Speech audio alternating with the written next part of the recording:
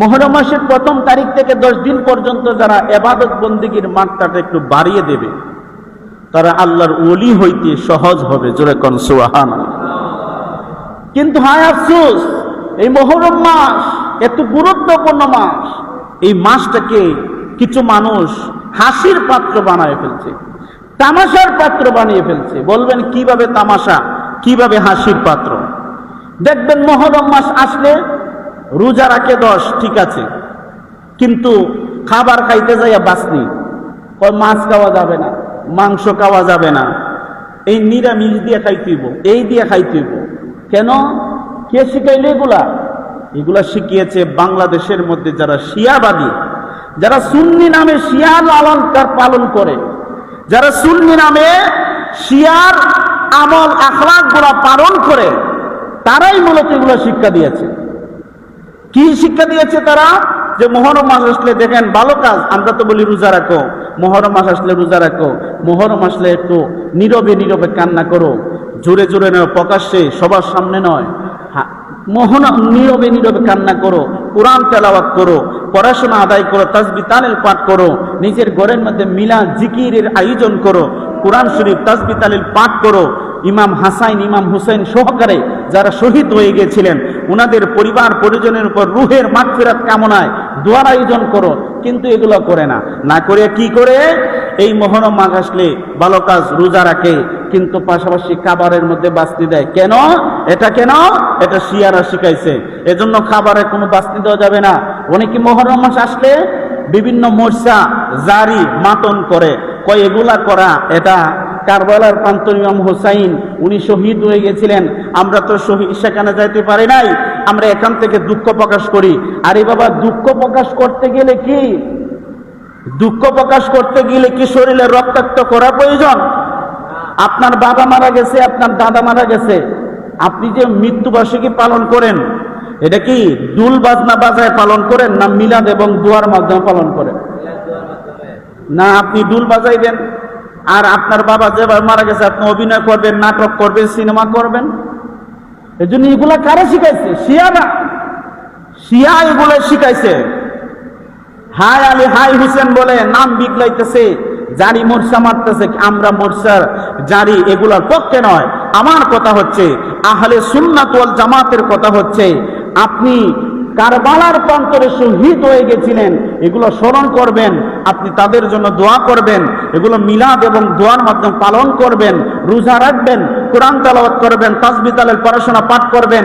কিন্তু মুহররম মাস আসলে আপনি খাবার খাইতে বাসনি, এগুলা কেন করবেন? তারপরে আপনি মোর্চা মারবেন, তারপরে আপনি মাতন করবেন, তারপরে আরো কত কি লাফালাফি এগুলা করেন, পানি দেন, কত ধরনের কত তামাশা। এই তামাশা থেকে আমাদেরকে বেরিয়ে আসতে হবে। এইগুলা যারা করে তাদেরকে বুঝাইতে হবে যে এটা ইসলামী নয়, এটা ইসলামী কাজ নয়, এটা আহলে সুন্নাত ওয়াল জামাতের কাজ নয়, এটা হচ্ছে বেদাতীদের কাজ, এটা হচ্ছে বন্ডদের কাজ। যারা লেবাসদারি সুন্নি দাবি করে, নিজেদেরকে ইমানদার আশিক রাসূল লেবাসদারি দাবি করে, তাদের কাজ হচ্ছে এগুলা। আহলে সুন্নাত ওয়াল জামাত সঠিক যারা পালন করে, সঠিকভাবে যারা লালন করে, তারা কখনো এই কর্মকাণ্ড, অশালীন কর্মকাণ্ড, এই বড় রান্দা, এই বড় ছুরি লইয়া গলার মধ্যে যে কুবায়, আহা, নিজের শরীরের আঘাত করা কবিরা গুনাহ। কে করা? নিজের শরীরে। আমি যদি আমার শরীরে আঘাত করি নিজে নিজে, কবিরা গুনাহ হয়। আর এখানের মধ্যে তারা কি করছে? মহিলা পুরুষ একত্রিত হয়ে, আহারে মুসলমান, তারা দাবি করতেছে যে তারা আহলে বায়াতকে ভালোবাসে, মূলত তারা ভালোবাসে না, তারা ভালোবাসার নামে ভণ্ডামি করছে। কথা কোন ঠিক না বেশি? ভালোবাসার নামে এগুলো ভণ্ডামি হচ্ছে, এগুলো থেকে বেরিয়ে আসতে হবে। এগুলো কারা করছে? আপনি আমার অনেক আত্মীয় স্বজন এগুলো করছে, তাদেরকে নিষেধ করতে হবে, তাদেরকে বুঝাইতে হবে, মাইরা নয়, ধমকে নয়, ভালোভাবে তাদেরকে বুঝাইতে হবে যে এই কাজগুলা পরিপন্থী কাজ, ইসলামের পরিপন্থী কাজ। এগুলা কাজ করার মাধ্যমে ইসলামের কোনো লাভ নয়, বরঞ্চ লস হয়, পর্দার খেলাফ হয়। বিভিন্ন মানুষ, বিভিন্ন শয়তান জিনগুলা ওই সময় তাদেরকে অনেক সময় আক্রমণ করে। দেখবেন যারা একটু তুলারাইয়া থাকে, ওই সময় তাদেরকে শয়তান জিনে ফাইয়া বসে, তারপর অনেক ক্ষতি করে ফেলে। তারপর বিভিন্ন জায়গায় আপনি দৌড়াইতে হয়, আপনার একজন মহিলা আছে, গর্ভবতী একজন মহিলা গেছে এগুলা দেখতে, তার পেটের বাচ্চার ক্ষতি হয়, সে নিজেও জানে না। একজন পুরুষ যাচ্ছে, তার যে কত বড় ক্ষতি হচ্ছে সে নিজেও জানে না। এজন্য এগুলো আমরা করব না। আমরা কি করব? মহরম পালন করব। মহরম পালন করার মাধ্যম হলো মিলাদ এবং দোয়া, কুরআন শরীফ খতম করা, তাসবিহ তাহলিল আদায় করা, তারা যে শহীদ হয়ে গেছেন এই দিনকে স্মরণ করে তাদের জন্য আমরা রুহের মাগফিরাত কামনা করা। কারণ ইমাম হুসাইন উনি কেন শহীদ হয়েছেন? উনি তো শহীদ হয়েছেন আপনি আমার জন্য। সুবহানাল্লাহ কোন না? আপনি আমার জন্য, আপনি আমাকে সুপারিশ করে জান্নাতে নেওয়ার জন্য ওনার শহীদ হয়েছেন। উনাদের জন্য আমরা যদি রুহের মাগফিরাত কামনা যদি আমরা উনাদের জন্য যদি না করি, উনাদেরকে যদি আমরা ভালো না বাসি, কাকে ভালোবাসবো? কিন্তু ভালোবাসতে যায় যদি আমরা হিতে বিপরীত কাজ করি তাহলে তো অনেক মারাত্মক ভুল হয়ে যাবে। যেই মারাত্মক ভুল হলে সেই ভুলের কোনো ক্ষমা নাই। আল্লাহ রসুলের কাছে অপছন্দনীয় একটা কাজ হলো, একটা সুর আছে যে সুরটা নবীজির কানের মধ্যে শুনলে, নবীজির কানের মধ্যে যখন ওই সুরটা আসতো নবীজির সাথে সাথে কানে আঙ্গুল দিয়া দিতেন। সাহাবী হযরত আবু হুরায়রা রাদিয়াল্লাহু তাআলা আনহু প্রশ্ন করেন, ইয়া রাসূলুল্লাহ আপনি কানের মধ্যে আঙ্গুল দিলেন কেন? বলি তুমি কি কিছুক্ষণ আগে একটা সুর শুনতে পেয়েছো? বলি হ্যাঁ ইয়া রাসূলুল্লাহ পেয়েছি। বলি এই সুরটা কিসের তুমি জানো? বলি ইয়া রাসূলুল্লাহ এটা বাঁশির সুর। নবীজি বলেন এই বাঁশির সুরটা আমার কাছে অপছন্দনীয়। এই সুরটা শুনলে শয়তানে তার শয়তানিত্ব বাড়ে এবং মানুষের কাছে যে বাজায় তার কাছে বিজয় আক্রমণ করে, শয়তানিত্ব বেড়ে যায়। শয়তান ওই সময় তার সাহস বেড়ে যায় এবং ওই বাঁশির সুর শুনে শয়তান লাফাইতে শুরু করে। এজন্য নবীজির কাছে অপছন্দনীয় কাজ। এখন যারা যেমন ইসলামের মধ্যে এই আশুরার ফজিলত রয়েছে, কিন্তু আশুরার ফজিলত পালন করতে যায় যারা গুড়া বানাইতেছে। কি বানাচ্ছে? গুড়া। আচ্ছা, হাদিস শরীফের মধ্যে আছে যেই জিনিসের প্রাণ আছে, মানুষের প্রাণ আছে, গুড়ার প্রাণ আছে, আছে না নাই? তো যেই জিনিসের প্রাণ আছে ওই জিনিসটা যখন আপনি অঙ্কন করবেন তখন হাসরের ময়দানে আল্লাহ বলবেন, এ মানুষ তুমি না একটা গুড়া অঙ্কন করছিলা, ওই গুড়ার মধ্যে তুমি জান দেও। জান দেওয়া কি আপনি আমার পক্ষে সম্ভব? সম্ভব। ছবি তোলা এক জিনিস, ভিডিও করা এক জিনিস। ছবি তুলতেছি এটার এক মাসালা, আর ছবি অঙ্কন করতেছি এটার আরেক মাসালা। ছবি তুললে আপনার ওই রকম গুনাহ নয়, আপনি প্রয়োজনে ছবি তুলতে পারেন, এটা আপনার আল্লাহর সৃষ্টিকে আপনি একটা ইলেকট্রিক জিনিস দিয়ে আপনি ছবি তুললেন। কিন্তু ছবি অঙ্কন করা, নিজে নিজে ছবি আঁকা, এই অঙ্কন করাটা হারাম, এটা নিষিদ্ধ কাজ। তো যারা এখন গুড়া বানাচ্ছে, এটা মূর্তি হচ্ছে না? তো হিন্দুরা তো গুড়া বানায়, হিন্দুরা তো দেবতা বানায়, হিন্দুরা তো বিভিন্ন মূর্তি বানায় কিনা? হিন্দুরা মূর্তি বানাচ্ছে, আপনিও মূর্তি বানাচ্ছেন, আবার দাবি করছেন আমি আহলে বায়াতকে ভালোবাসি। এর চরম পর্যায়ের ভণ্ডামি করছেন। আপনি আহলে বায়াতকে ভালোবাসেন, আপনি ফার্স্টে মোমবাতি নিয়ে বললেন আমি ফাঁসে ফানজাতনের মোমবাতি নিলাম, আহলে বায়াতকে ভালোবাসলাম। এই মোমবাতি দিয়ে কি ফানজাতন ভালোবাসা যায়? এই মোমবাতি গুলা কেন জ্বালানো হয়? আগেকার জামানায় ইতিহাস জানেন তারপরে হুজুরের বিপক্ষে মন্তব্য করেন। আগেকার জামানার লাইট ছিল না, ফ্যান ছিল না, কারেন্ট ছিল না। তখন এক জায়গায় মানুষ একত্রিত হলে 5টা 10টা মোমবাতি নিয়ে জ্বালাইছে, যেন আলো হয়, যেন 100 জন মানুষ এক জায়গায় বসে একটু আলাপ আলোচনা, ওয়াজ নসিহত, জিকির আজকার, মিলাদ দোয়া করতে পারে। এজন্য তারা 5টা মোমবাতি একটা মহব্বতে তারা নিত, যে ফাঁকে ফানজাতন আছে তো আমরা 5টা মোমবাতি নেই। কিন্তু এটারে যারা ফানজাতন মনে করে যে মোমবাতি না হইলে আমার মিলাদ হবে না, মোমবাতি না হইলে আমার কিছুই পালন হবে না, আপনার ইমান কোথায় চলে গেল আপনি কি জানেন? মোমবাতির কাছে আপনার ইমান চলে গেল। রসুল বলেন এই মোমবাতির কাছে যদি এমন জামানা আসবে মানুষ সকালবেলা ইমানদার বেঈমান হয়ে যাবে, বিকালবেলা এই জামানা তো আমরা এসে গেছি। আপনি মোমবাতি জ্বালাবেন, তবে মোমবাতির প্রতি ঈমান নয়। এটা যদি আপনার ইচ্ছা হয় যে এখনো কারেন্ট আছে, আমি জ্বালাইতে চাই, তাহলে আপনি একটা কাজ করেন, আপনার লাইট উঠ সব নিভাইয়া দেন, আপনি মোমবাতি জ্বালায় আপনি আপনার পড়াশোনা আদায় করেন, করতে পারেন, কোনো সমস্যা নাই। কিন্তু এটাকে আপনার ঈমানের অংশ, ফান্ডাতনের অংশ হিসাবে আপনি এটা পালন করতে পারবেন না।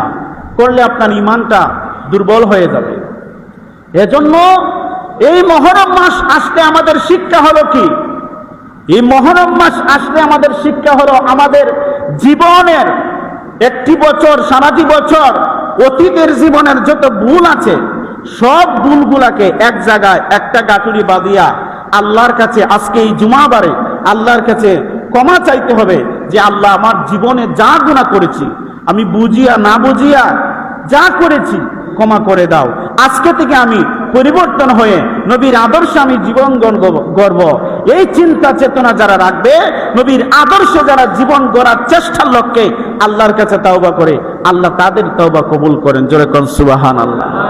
এই মুহররম মাসে আল্লাহ তাআলা অসংখ্য অগণিত মানুষকে ক্ষমা করবেন, আবার অসংখ্য অগণিত মানুষের ঈমানটা হারা হয়ে যাবে। এজন্য বুঝতে হবে, মুসলিম জাতি আমরা, আমাদের ধর্ম হচ্ছে ইসলাম, আমাদের ধর্ম হচ্ছে ইসলাম, আমাদের ধর্মগ্রন্থ হলো আল কুরআন। এই কুরআন, আজকে কুরআন তো আমরা পড়ি না। আপনি একটু যাচাই করে দেখেন কয়টা করে সকালবেলা কুরআন তেলাওয়াত হয়। একটা গ্রামে যদি আমি সকালবেলা হাঁটাহুটি করি, গোটা কয়েকজন পাইব যারা কুরআন পড়ে নিয়মিত। এরকম আছে, আমার চোখে পড়ে, আমি দেখছি সকালবেলা অনেকে কুরআন পড়ে, কিন্তু অধিকাংশ মানুষ ঘুমিয়ে থাকে। আপনারা বলেন তো রসুলের সুন্নাহ কি? রসুলের সুন্নাহ কি শেষ রাতে, রাত্রের 12টার পরে ঘুমানো, নাকি এশার নামাজের পরে ঘুমানো? রসুলের সুন্নাহ কি রাত্রে 2টায় ঘুমানো, মোবাইল দেখে দেখে, খেলা দেখে দেখে, নাকি ছবরে ঘুমানো? এশার নামাজ পড়ে আল্লাহ রসুল বলেন তোমরা মাগরিবের পরে ভাত খাও। আমরা কি মাগরিবের পরে ভাত খাই না? তবে অনেক জায়গাতে আছে, আমরা তো বিভিন্ন খানে যাই, দেখি অনেক জায়গাতে আছে মাগরিবের পরে ভাত খায়, এশার নামাজের পরে তাদের কেউ ভাত খায় না। আর আমরা এলাম আধুনিক, আমাদের খাইতে খাইতে আমরা যদি 12টা 1টা না খাই তাইলে মানুষে কি হইব? এত সবরে খাইলাই। কিন্তু রসুলের হাদিস অনুযায়ী সবরে খাওয়ান, এশার নামাজ পড়ে ঘুমিয়ে যাও, আবার রাত্রে জাগরণ হও, ফজরের সময় জাগরণ হও। কিন্তু আমরা কি করি? আমরা হচ্ছে বর্তমানে কিছু মানুষ কুকুরের যে আমল আছে, কুকুরের যে হাসলত আছে, এই হাসলতটা এখন বর্তমানে মানুষের কাছে আছে। বলবেন হুজুর কেমনে কুকুরের সাথে কেন তুলনা দিলেন? এত বড় অপমাননী মানুষে। হ্যাঁ, কিছু মানুষ কুকুরের মতন। বলবেন কেমনে? কুকুর দেখবেন সারা রাত সজাগ থাকে, কি থাকে, আর ফজরের টাইম হইলে কুকুর কি করে? আমরার কিছু যুবক পোলা বানাচ্ছে সারা রাত মোবাইল টিপে। মোবাইল টিপতে টিপতে চেহারা শেষ, এর যৌবন শেষ। আজকে বিয়া করলে 2 দিন পরে বউ যাই যায়। এরকম হয় কি হয় না? আরে হইতেছে, দেখতেছি। আজকালকে যুবকরা মোবাইল চালাইতে চালাইতে হ্যাঁ যে কোন পথে যাইতেছে হ্যাঁ ঠিক নাই। রাজ্যে জায়গা, রাজ্যে ফজর আজান টাইম হয়েছে, সকাল হয়েছে, এটাও খবর নাই। হঠাৎ করে দেখে সকাল হয়েছে, তাড়াতাড়ি ঘুমায়। এখন ঘুম থেকে ওটা কটায়? 10টা 11টা 12টায় উঠতে যাইব দোকানও। আচ্ছা, আল্লাহ তাআলা প্রতিদিন আপনি আমাকে রিজিক দেন, প্রত্যেকদিন ফজরের টাইম যখন হয় তখন ফেরেশতা আসে রিজিক লইয়া। আর আয়েশা যখন আপনি আমার যখন ঘুমের মধ্যে পায়, তখন এই রিজিকটা নিয়ে তারা পাহাড়ে, জঙ্গলে, নদীতে ফালাইয়া দেয়। আর যেই মানুষটা ওই সময় সজাগ থাকে, ফজরের নামাজটা পড়ে, তখন তার আমল নামা আল্লাহ রিজিকটা ফেরেশতা যে বরাদ্দ নিয়ে আসে, এই বরাদ্দটা তার আমল নামায় দিয়া দেয়। সুবহানাল্লাহ কোন না? আপনি বরকত পাবেন কিভাবে? আজকে অনেকে বলে হুজুর ব্যবসা করতেছি, কোটি কোটি টাকার ব্যবসা। আমি বলি আমরাও তো ব্যবসা করি, আমিও তো ব্যবসা করি, আমার আন্ডারও তো অনেক লোক কাজ করে। আমার আন্দাজ যতগুলো লোক কাজ করে আলহামদুলিল্লাহ প্রত্যেকটা লোক ইমানদার। আপনি ব্যবসা করেন, আপনি ব্যবসা মধ্যে বরকত পাচ্ছেন না, কেমনে পাবেন? আপনি সকাল 10টার সময় উঠে যান ব্যবসা করা, বরকত পাইবেন কেমনে? বরকতের সময় তো গেছে সকাল ফজরের টাইমে, ঠিক না? তো ফজরের টাইমে তো আপনার বরকত গেছে গা, আপনি পাইবেন কেমনে? মাস শেষে দেখবেন টাকা ইনকাম করছেন, হিসাব করতে করতে আবার ঋণ, আবার কিস্তি তুলে দেয়, আবার পরের মাসে হয়, পরের মাসে এটা সাইরে লইব, ব্যবসা করতেছে, টাকা ইনকাম করতেছে, মাস শেষ হিসাব করে দেখে আবার ঋণ। এটার কিছু কারণ আছে, এই কারণগুলো আপনাকে আমাকে জানতে হবে। এর মধ্যে যেমন একজন সংসারের যে পুরুষের যেমন কারণ আছে, মহিলারও তেমন আছে। যেই ঘরের মহিলারা আওয়াজ করে বেশি, খোদার কসম ওই ঘরের রহমত নাজির হয় না। যেই ঘরের মহিলারা স্বামীর সাথে তর্ক করে বেশি, ওই ঘরের রহমত নাজিল হয় না। যেই ঘরের মানুষ সকালবেলা ঘুমিয়ে থাকে সবাই, কেউ উঠে না, কেউ উঠতে চায় না। সকাল হয় বর্তমানে শুরু উঠে কয়টায়? 5টায় 1 পর্যন্ত ফজরের টাইম থাকে, তো 5টা পর্যন্ত ফজরের টাইম। এখন ফজরের টাইম যদি 5টায় আগে শেষ হয়, শুরু যদি 5টা 10-এ 6-7-এ উঠে যায়, এখন আপনি ঘুম থেকে উঠলেন 7টা 8টা 9টায়, ফজরের টাইম কি আর রইল? কাজা আদায় করতে হবে। তবে মাঝে মধ্যে যদি আপনার, যেমন হাদিস শরীফের মধ্যে আছে, অনেক সাহাবীগণ নামাজের টাইমে আইসা নামাজে দাঁড়িয়ে ঘুমিয়ে যেতেন। তখন আল্লাহ রসুল বললেন, তোমাদের যেহেতু বেশি ঘুম পাচ্ছে, তোমরা ঘুমিয়ে যাও, তারপরে নামাজটা আদায় করো। সুবহানাল্লাহ কোন না? এই সুযোগটা তো আছে, তবে কন্টিনিউ করলে হবে না। যেমন আপনি ভীষণ ঘুম পাচ্ছে, আপনি হঠাৎ ফজরের সময় ঘুমিয়ে গেলেন, জানেন না টাইম হয়ে গেছে। ইচ্ছাকৃত এক ঘুম আর অনিচ্ছাকৃত, আপনি জানেন না টাইম চলে গেছে, আপনি যেই টাইমে উঠবেন ওই টাইমে নামাজ আদায় করবেন, আপনার কোনো গুনাহ হবে না। কিন্তু আপনি জানা সত্ত্বেও আপনি ইচ্ছাকৃতভাবে ঘুমিয়ে যাচ্ছেন, তাহলে আপনার গুনাহ হবে। আর আল্লাহ কি বলেছেন? এক ওয়াক্ত নামাজ, হে বন্ধু, আপনার উম্মত যদি এক ওয়াক্ত নামাজ কাজা করে, কাজা না পড়লে তো অনেক বড়, শুধু কাজা করে, ইচ্ছা কইরা, এই কাজা করার কারণে আমি আল্লাহ তাদেরকে 2,88,00,000 বছর জাহান্নাম দিব। কত কোটি? 2,88,00,000 বছর জাহান্নামের আগুনে জ্বলতে হবে, শুধু এক ওয়াক্ত নামাজ কাজা করার জন্য। না পড়লে তো আরো অনেক গুনাহ। এজন্য এই মুহররম মাস আসছে, আসুন আমরা নিজেদেরকে একটু শুধরাই। মুহররম মাসের যত বেদাতের কাজ রয়েছে, যারা এগুলো করছে তাদেরকে বুঝাবেন যে এগুলো থেকে ফিরে আসো, আহলে সুন্নাত ওয়াল জামাতের সঠিক পথ মত অনুসরণ করো। দাবি করবা মুখে সুন্নি আর পালন করবা বেদাতি, দাবি করবা মুখে সুন্নি, পালন করবা শিয়াদের। বাংলাদেশে শিয়া নামক একটা দল আছে, এই দলটা তারা সুন্নি দাবি করে, কিন্তু শিয়া ভিতরে ভিতরে কাজ করে যাচ্ছে, আমাদের ঈমানগুলোকে হরণ করে নিচ্ছে। আপনার কাছে এসে মহব্বত দেখাবে, আপনার কাছে আইসা এমন প্রেম ভালোবাসা দেখাইবে যে বুঝাইবে তারাই আহলে বায়াতের প্রেমিক, তারাই আহলে বায়াতের প্রেমিক, আমরা আহলে বায়াতের প্রেমিক না। কিন্তু ভিতরে ভিতরে তারা আপনার ঈমানটাকে হরণ করে নিচ্ছে, আপনি আমি টেরও পাইতেছি না, আপনি আমি বুঝতেও পারতেছি না। এরকম ভাবে ঈমান হরণের জামানা চলছে, ঈমান হরণের জামানা চলছে। এই জামানা থেকে আপনাকে আমাকে বাঁচতে হলে আমরা রসুলের সুন্নাহ সঠিকগুলা জানতে হবে, আল্লাহ পাকের কোরআন রসুলের সুন্নাহ মেনে আমল করতে হবে। মুহররম মাসের যারা বাদ্যযন্ত্র ভাবে জারি মরসা বিভিন্ন নাচানাচি কুসংস্কার করতেছে, এগুলা বন্ধ করবেন। এগুলা যারা করে তাদেরকে বোঝানোর চেষ্টা করবেন, বুঝাবেন আপনার ক্ষমতা অনুযায়ী তাদেরকে বুঝাবেন। অন্ততপক্ষে অন্তর থেকে ঘৃণা করবেন। যদি আপনি অন্তর থেকেও ঘৃণা করতে না পারেন, আপনার ঈমানের দুর্বলতা প্রকাশ পাবে। এজন্য এগুলা কুসংস্কার কাজ থেকে বেরিয়ে এসে সঠিক কাজ করব। মুহররম মাস আসতে আল্লাহর কাছে বেশি বেশি তাওবা করব। মুহররম মাস আসতে বেশি বেশি নামাজ পড়ব, রোজা রাখার চেষ্টা করব। বিভিন্ন ইবাদত বন্দেগীর মাধ্যমে এই মাসগুলো পালন করে আল্লাহর কাছে বলবো, আল্লাহ আপনি তো অনেক মেহেরবান। ও আল্লাহ, আপনি তো অনেক মেহেরবান যে আদম নবী একটা ভুল করলেন, 300-350 বছর কাঁদছেন একটা ভুলের লাগে। আমরা আপনি এত সুযোগ দিছেন, আমরা যদি এখন একটা ভুল করি, পরে যদি 5 মিনিট পরে যদি মাফ চাই, আমাদেরকে ক্ষমা করে দেও তুমি আল্লাহ। আর আদম নবীজিকে একটা ভুলের জন্য 350 বছর উনারে খান্দাইছো, আমরা তো এরকমও খান্দাও না। আমরা একটা ভুল আজকে করলে কালকে আমাদেরকে, আমরা যদি সাথে সাথে ক্ষমা চাই, তুমি আল্লাহ ক্ষমা করে দিতে চাও, তুমি আল্লাহ ক্ষমা করতে পাগল। আর আমরা কি করতেছি? আল্লাহ তুমি তো মেহেরবান, আমাদেরকে ক্ষমা করো, আমাদেরকে ইসলামের সঠিক সমাজ দান করো। সকল বলেন আমিন।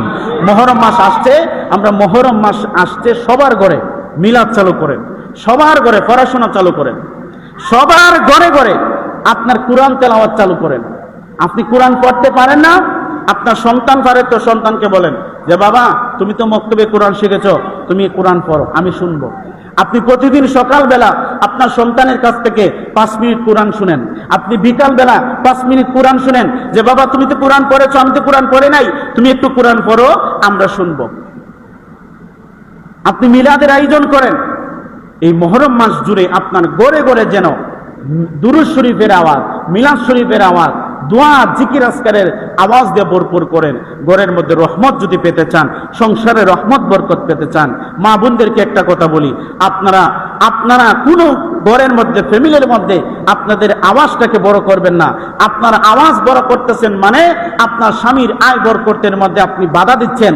যেই স্বামী আয় করে আনলে আপনি খাবেন, আপনি রানীর মতন চলবেন।